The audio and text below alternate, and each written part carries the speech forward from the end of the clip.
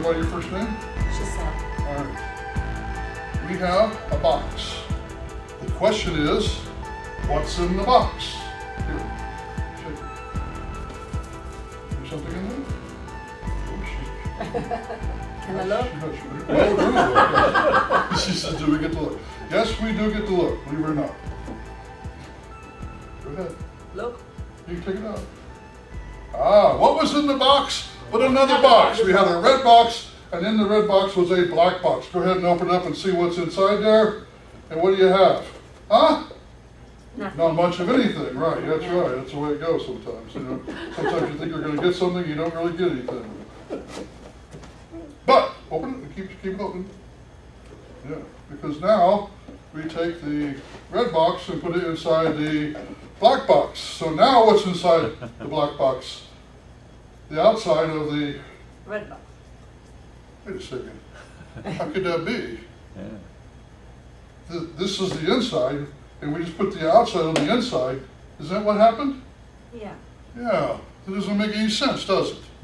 How could that be? Is it possible? So if that was the inside of the box, this was the outside of the box, and there's something inside there.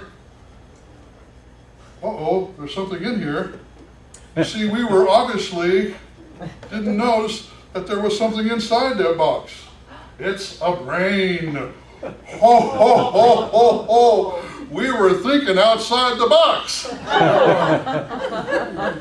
Right? Yeah. Give her a hand. I'm thinking about thinking outside the box.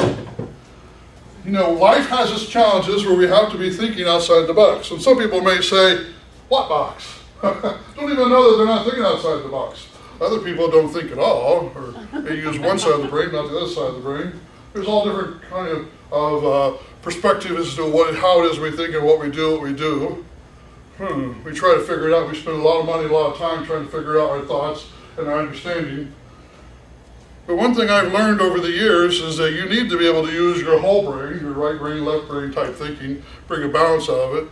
But the other thing that I found mysterious about a brain or about our minds is that I am not my mind.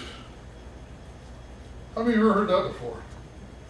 How many of you believe that you are not your mind? Because if I was my mind and every thought that would go through my head, I would say, where did that come from? That's not me. Or is it you? What is the brain? Or what is the mind? I think the mind turns out to be a playground in my mind, or my thoughts. It's a playground, a place for things to come and play. And we get to choose what we want to play with, what we want to hang around, hold on to, right? Even more so, I think about the mind and its capabilities and what's able to do. Now, there is something inside your brain that I want to talk about tonight. If you've never heard of it, it's a small gland hidden in the middle of your brain, about right there. Anybody know what I'm talking about? The pineal gland? Pardon? The pineal gland? Yeah, the pineal gland. In fact, this just so happens inside of my brain here today, I have a pine cone. Pine needle. Because that's where the idea comes from. This is where the word pineal comes from, or pine itself. Because, believe it or not, that small gland in the middle of your brain looks like a pine cone, a small pine cone. Has ridges on it very similar to this. Isn't that interesting? Mm-hmm. The question is, what does this gland do? What does this small gland in the brain do? What's its purpose? Does anybody know?